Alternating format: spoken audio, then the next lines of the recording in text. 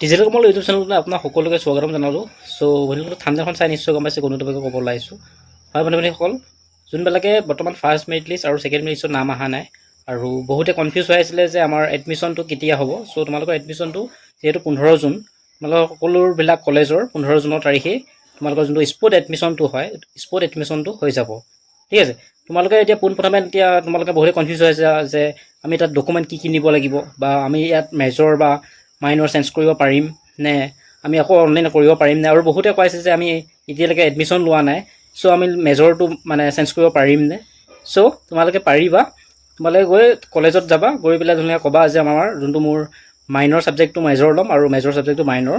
চ' তোমালোকে ধুনীয়াকৈ কলেজত গৈ কৰিব পাৰিবা, নহ'লে তেতিয়া 15 জুনত যোনটো স্মাৰ্ট পৰ্টেলটো হয় ৰিঅ'পেন কৰি দিব, তেতিয়া তোমালোকে কৰিব পাৰিবা। মই তাৰ ওপৰত ধুনীয়াকৈ ভিডিঅ' বনাই দিম বাৰু, তোমালোকে চাই ল'বা। সেইকাৰণে চেনেলটো ছাবস্ক্ৰাইব কৰি বেল আইকনটো অন কৰি থ'ব, তোমালোকে মানে সকলো ইনফৰ্মেশ্যন স্মাৰ্ট পৰ্টেলৰ সকলো ইনফৰ্মেশ্যন পাই থাকিব।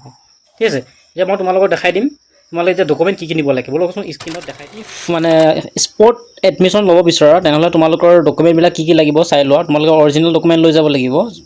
এপ্লাই কৰোঁতে যি ডকুমেণ্ট প্ৰয়োজন হৈছিলে, যেনে আধাৰ কাৰ্ড, তাৰপিছত তোমালোকৰ যদি বেংক পাছবুক দিছিলা চ' বেংক পাছবুকখন লৈ যাব অৰিজিনেল।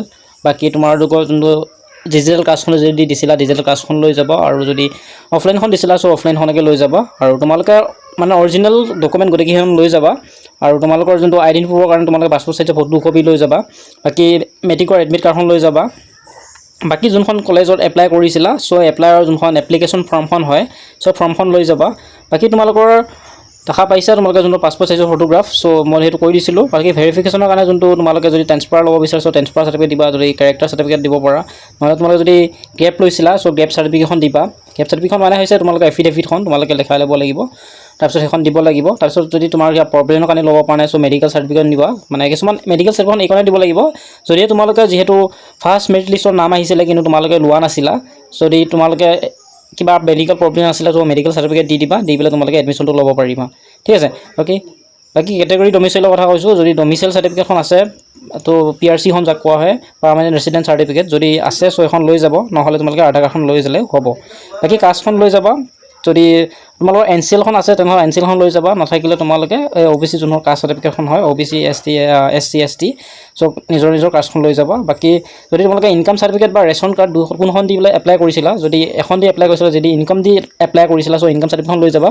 নহ'লে যদি ৰেচন কাৰ্ডটো হৈছে ৰেচন কাৰ্ডখন নহ'লে তোমাৰ নামটো থকা হ'ব লাগিব। ঠিক আছে, বাকী তোমালোকে চাই লোৱা। এডমিশ্যন ফিজটো হ'ব, এডমিশ্যন ফিজটো তোমালোকৰ ফ্ৰী হ'ব, 1 টকাও তোমালোকে পে'মেণ্ট কৰিব নালাগে। যিহেতু মই আমাৰ যোনটো নিয়াৰ হয় ৰহা কলেজ, চ' ৰহা কলেজৰ মই মানে সুধিছিলোঁ, আৰু মই যাৰ মোৰ ছাবস্ক্ৰাইবাৰ আছিলে আৰু মই ধুনীয়াকৈ এডমিশ্যনটো দিয়া আনিছিলোঁ। চ' তাত ধুনীয়াকৈ পে'মেণ্টটো ফ্ৰী হয়। মই ৰিচিপ্টখন তোমালোকৰ স্ক্ৰীণত দি দিছোঁ, চাই লোৱা। মানে 1 টকা পে'মেণ্ট হোৱা নাই, ফ্ৰী মানে ফি ৱেইভাৰ চিলেক্ট কৰাৰ কাৰণে ধৰি লওক পে'মেণ্টটো ফ্ৰী হৈছে, 1 টকা পে'মেণ্ট কৰিবলগীয়া হোৱা নাই।